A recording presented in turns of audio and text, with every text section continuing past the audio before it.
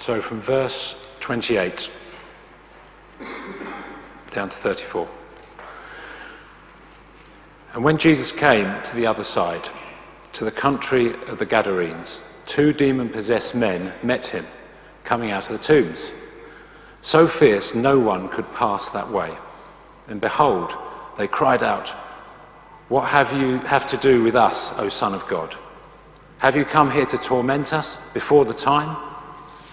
Now a herd of many pigs was feeding at some distance from them, and the demons begged him, saying, "If you cast us out, send us away into the herd of pigs." And he said to them, "Go." So they came out and went into the pigs, and behold, the whole herd rushed down the steep bank into the sea and drowned in the waters. The herdsmen fled, and going into the city, they told everything, especially what had happened to the demon-possessed men. And behold, all the city came out to meet Jesus, and when they saw him, they begged him to leave their region. Neil, thank you very much indeed, and may I add my welcome, especially if you're here for the first time today. It's lovely to have you with us, and I hope this might be the first of many Tuesdays and Thursdays that you come to join us at lunchtime here at St. Helen's. Our subject is goodness in an age of evil, and there's no doubting that we live in an age where really bad things happen. I live just 500 metres away from Borough Market, where the attacks took place back in June last year. And I remember waking sporadically all through the night, hearing the helicopters hovering above, and we knew something really sinister was going on. And then I can recall vividly 9/11, and when 7/7 happened, my daughter was at school right here in central London and unobtainable by telephone, and you can imagine the consternation that that caused at home. But the pure evil of the terrorist attacks mixed with the perverted wickedness of the Telford or Rochdale abuse, and then the abusive power of Hollywood or the West End or Westminster, together with the recent hypocrisy of Oxfam and UNICEF. You know, all these are constant reminders that we live in a world which is as evil as it ever was. In my job, I have to say I've encountered aspects of humanity so grotesquely wicked as to be unrepeatable here on a Tuesday lunchtime. I think back to my time in the army. What soldiers can get up to on a night out is unspeakable. And then there are the things which one becomes aware of when people talk of what goes on foreign business trips, nights out here in the city, people's homes, hotel rooms. And that's before we begin to explore Savile or War Boys or Fred and Rosemary West or Harold Shipman and so forth. Now, back in the 70s and 80s, it became fashionable, alongside the view that human beings are essentially good and on an evolutionary path of greater and greater decency, at the same time to hold that there's no such thing as a personal supernatural force for evil. And the concept of a devil or of a Satan was considered really rather too primitive and unsophisticated for the Western mind. It was taught and believed that with sufficient economic and financial progress and with adequate education and social intervention, we would bring about the advance of humanity and escape from the worst aspects of evil. I even have on my shelves an essay written by the famous 20th century humanist Julian Huxley, The New Divinity, in which he argues against any supernatural involvement and only for psychological and psychiatric intervention. I think this position is considerably harder to hold in 2018, because none of what was hoped for has actually happened. We're more educated than ever we were. We're better off than we've ever been. There's actually more state social intervention than we've known. And there's been a tidal wave of psychological and psychiatric intervention, and yet, evil everywhere. How do you make sense of human wickedness? I mean, is it just that there are one or two bad apples in the barrel, but then what about the times and the things that you and I think and say and do in our worst moments? Where do we sit in the barrel? Is it just that some of me is good and some of me is bad, and we have to do what Jamie Carragher says, find the better side of me? Or is it that alongside the wonderful good things that you and I are capable of, there is actually a serious and sinister force for evil, a personal force that opposes God and his goodness in this world, and we find ourselves entangled by him? The devil in the Bible is known as the great deceiver, the father of lies, or the great destroyer. He brings death. And back in the 90s, when a lot of these issues were being discussed, I remember Bernard Levin writing a leader article for the Times. It was just after one of the most horrific murders of the day, the murder of little Jamie Bulger. And Levin said this in his Times leader: "We don't believe in the devil, do we, any longer? The trouble is, he believes in us." And the same week, Libby Purvis wrote a piece, she was working for the Times in those days: "How can we go on holding that humanity is on an upward progression and that there's no force for evil, while simultaneously, everywhere we look, evil continues to raise its head?" I don't know how you square those things. After all, isn't it interesting that many of the Hollywood producers so much in the news, and numerous of the ISOL operators and the Oxfam directors and the cabinet ministers so plastered over the front pages have received some of the finest education this world has to offer? So the incident I want us to look at this afternoon comes in a section of Matthew's account of Jesus' life. And as Neil has observed, Matthew was an eyewitness and a disciple of Jesus Christ. And I have no doubt that what he records actually took place. Matthew displays the utmost care in what he records. And I want to suggest that Matthew and the other New Testament writers present a far more credible view of our world than we've been exploring over the last 20 or 30 years. They hold that there is a real, personal, supernatural force for evil, that our own selves are vulnerable to the devil, and that we willfully take decisions to reject God's rule, that as we reject his rule and his perfect way of living, so we find ourselves, our families, ensnared by Satan. So let's look at the incident. It's on page 21 there, and you can see it recorded in verses 28 to 34. And I've just got two very simple points. The first is this: the devil and Jesus' deliverance from evil. And then secondly, Jesus' deliverance and the decision for good. So first, the devil and deliverance. Verse 28, when he came to the other side, to the country of the Gadarenes, 2 demon-possessed men met him coming out of the tombs, so fierce that no one could pass that way. The country of the Gadarenes was a region to the east of the Lake of Galilee. It's outside Israel's geographical borders. It was a place where superstition and pagan practices, together with black magic, would have abounded. And these 2 men come out to meet Jesus and are beyond any human aid. They come out from the tombs. They're so fierce that no one could pass that way. 2 extreme examples of Satan's power. And it shouldn't surprise us that when Jesus walked the earth, so many of these extreme examples came to the fore, rather like when you poke a nest with a stick, an ant's nest with a stick, they all come buzzing out. Notice that they come out from the tombs. That itself tells a story, doesn't it? Satan's work is to bring death. Not only do these individuals live amongst the dead, but they are isolated, unclean, cut off beyond the help of the living. And notice that they're so fierce that no man can control them. And that also paints a picture. The whole area where they roam has become a no-go zone. We can imagine the fear of parents as they brief their children where they can and can't go. You can picture the fear of the local authorities as they've given up on maintaining law and order in this part of town. You can picture these 2 individuals, extreme examples, spit dribbling down their beards, wild-eyed, uncontainable. What's interesting in verse 29, if you look down, is that these two recognize the power and authority of Jesus immediately.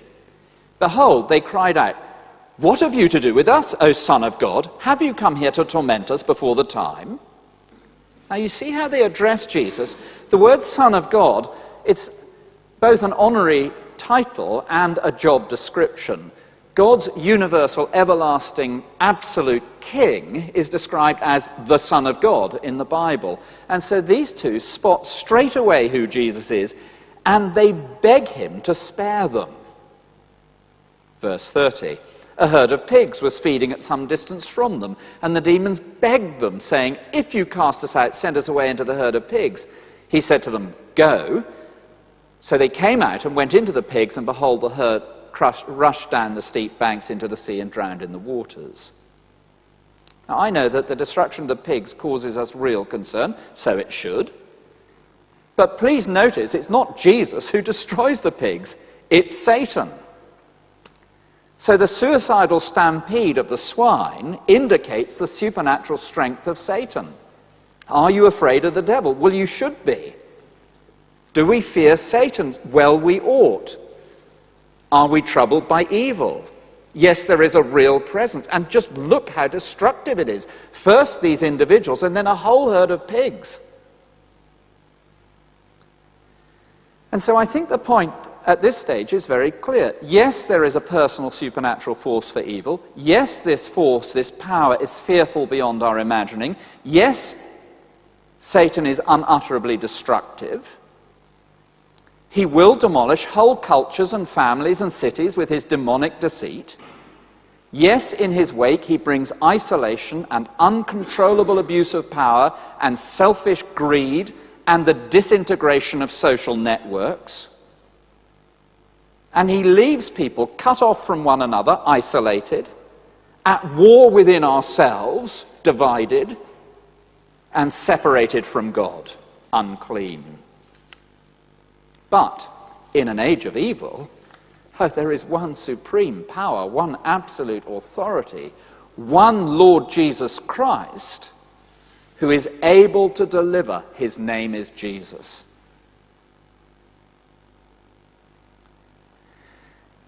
Now, it may be at this stage we don't really need to travel any further for some of us here.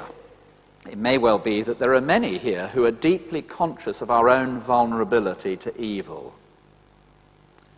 The Bible speaks of three forces for evil. The world, that's our cosmos, our human cultures as we develop them without reference to God. The flesh, that's our own selves and our desires against God, and the devil. And it may be that you're very acutely conscious of your own vulnerability and of the way in which this evil leaves you feeling unclean, isolated, internally, horizontally with others, vertically cut off from God. You may just well be there. I mean, you wouldn't maybe see yourself in such extreme state as these two individuals. Do you know, every time I speak on a passage like this, people come up to me afterwards and say, and speak about their own personal vulnerability to the world, the flesh, and the devil. My own demons. My own shackles, some habit or power, some substance or addiction, an overwhelming passion, greed, ambition, isolated from others, cut off from God, internally divided, somehow less than human, always wanting to show the better side of me, but never able.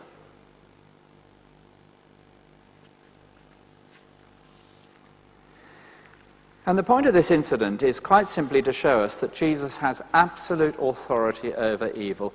If we were to zoom out from this incident just for a couple of moments and look across the pages, you will see that Jesus has authority over this disordered creation, that Jesus has authority over disease, that Jesus has authority over death, that Jesus has authority over the devil himself.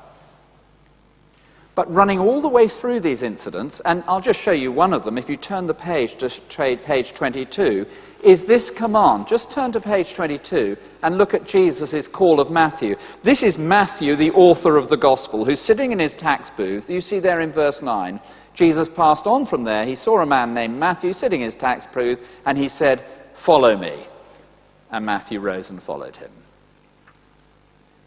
So in amongst all of this authority that is being displayed, like a kind of window display in a shopping centre somewhere, in amongst all this authority, follow me, follow me, follow me. And it may be that for some of us, we're already prepared to come to Jesus and to ask him for this deliverance that he's offering, just as Matthew did. I don't know if you've come across this book. I found it really gripping to read. It's the account of a whole series of city men and women. There are 14 of them. They don't all work in the city. Gavin Peacock, former Chelsea footballer, I don't think has ever quite managed a career in banking or anything like that, but they're absolutely fascinating. And you get to the last one. I mean, a lot of them are connected in one way or another here, but you get to the last one, Yvonne, who was gripped in alcoholism.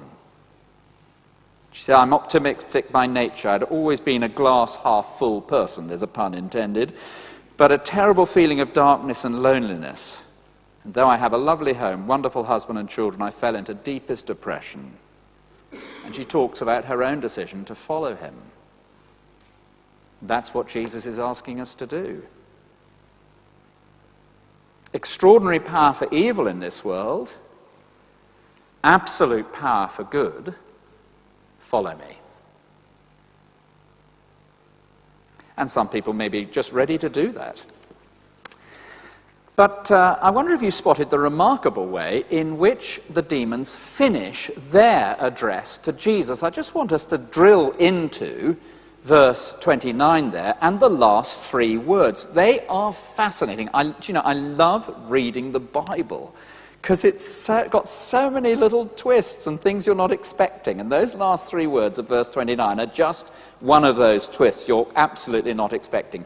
The demons, behold, they cried out, "What have you come to do with us, O Son of God? Have you come here to torment us before the time?" Now, you see, there might be some people saying, okay, so I'm prepared to believe that Jesus did demonstrate his absolute power over evil when he walked the earth. I can see this point about the devil and deliverance. But if that's the case, how come there's so much evil here today? How come in 2018 we don't see the genuine reversal of all that so substantially spoils our world? Well, I want you to listen very carefully to this last few minutes.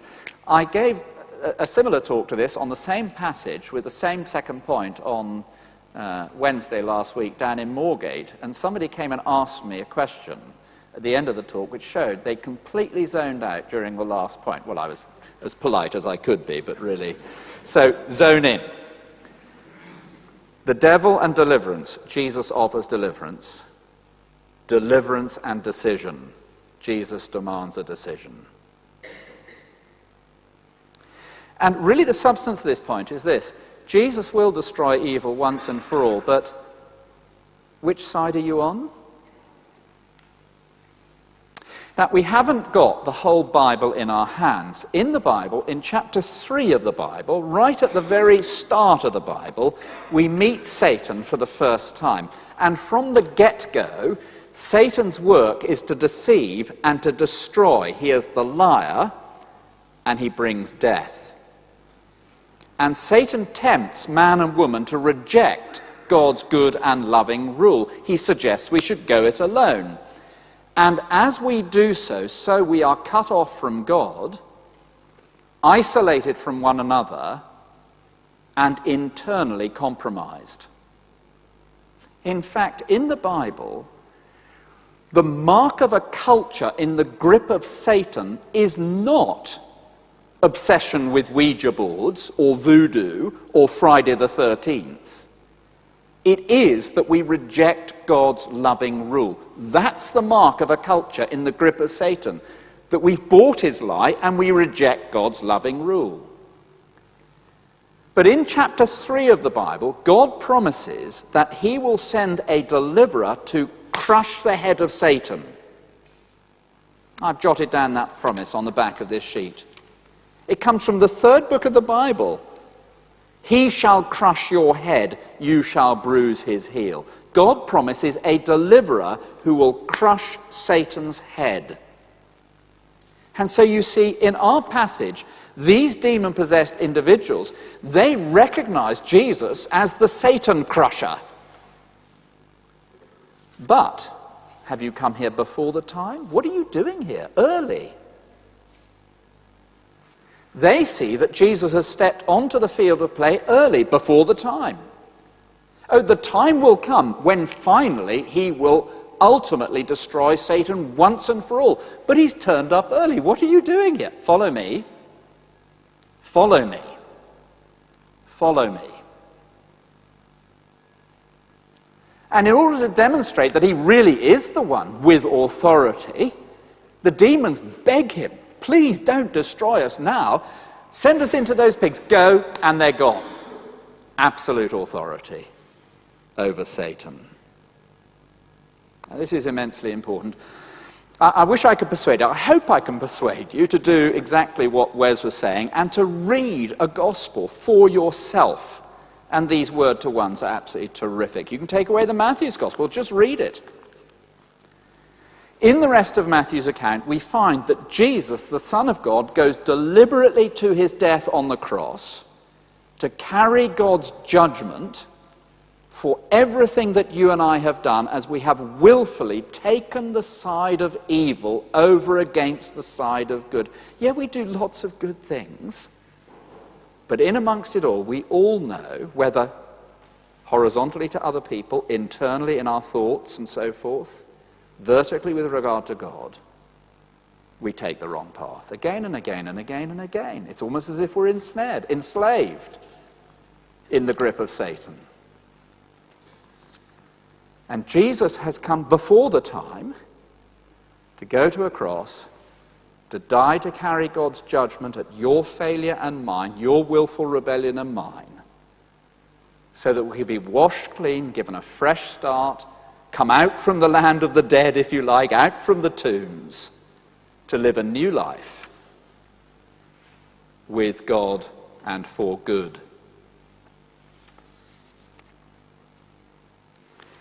And so do you see what this passage actually leaves us with? It seems to me, you cannot read it any other way. It leaves us with a choice. Which side am I actually on? If over here we have absolute authority, ultimate power for good, you can't deny that of Jesus, surely. Absolute good. And if over here we have absolute evil and wickedness, Jesus is Lord. He's entered into our creation. He's shown that he is the serpent crusher. Then simply to be kind of, oh, well, I'm a bit of an agnostic. Whose side are you on? Oh, well, it's so nice for you, but really I'm just bumbling along. Well, which side are you on? And isn't that exactly where this passage finishes? Just as we close, look at verse 32 there. The herdsman fled. We're on page 21 if you've just lost the place. The herdsman fled, and going into the city, they told everything, especially what had happened to the demon-possessed men. Now look at this. Behold, all the city came out to Jesus, and when they saw him, they welcomed him. They begged him to leave. They begged him to leave. Whose side are they on?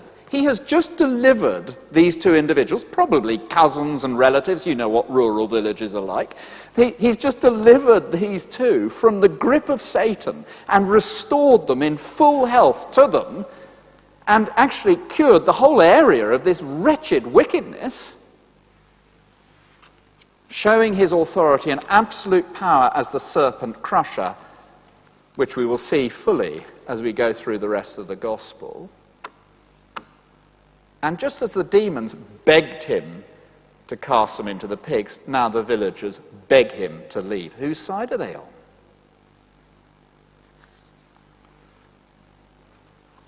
If I will not follow Jesus, then who am I following? If I will not side with Jesus, well, whose side am I on? If I will not belong to Jesus, well, where do I belong? If I find Jesus too uncomfortable or too inconvenient or just too time-consuming, then what does that make me? Deliverance and decision. Well, Neil said, we find some pretty striking things when we come to the Bible, and I think you'll have to agree that is pretty striking. And I would love you, if you would take the time, as I say, to read through a gospel, perhaps to take away city lives and look at the lives of some other people who've explored the truth of Jesus and come to follow him. You were given this little green book as you came in, I believe. Somebody told me they were giving them away. Well, I wrote it. I feel slightly miffed that they're giving it away, but there you go. I don't actually take royalties for these sort of things, and anyway, they're worth 20p each, so you haven't been given much. But what you will find at the end of the booklet is a little prayer. It's a big prayer, actually. It would change your entire eternity. It's a big prayer. If you prayed it and meant it, it would change everything forever. And you may not be able to wait till next week. Next week, I'm actually going to give us a chance to pray that prayer in the meeting at the Easter service. But you may say, well, actually, I want to do something about this quickly and soon, and to show which side I'm on. Oh, well, when you're on the way home in the train, or however you get home, not if you're cycling, please, but whatever, however you get home, why don't you read this? Come to the last prayer page, and where it has that prayer, why don't you pray it? Just to be sure that actually, yes, I'm on the side of the Lord Jesus and I will follow him. It would be a great thing to do. Well, please do stay for lunch. I'm going to pray, if I may, lead us in prayer just as we close. Jesus said, "All authority in heaven and earth has been given to me." Our Father in heaven, we thank you that there is one who has absolute authority over wickedness. We thank you that he's entered into this, your world, early to summon us to follow him. And I pray that you would help each of us to see him more clearly, to cross the line, to turn from walking our own way to walking his, and to submit to his loving rule. In Jesus' name, amen.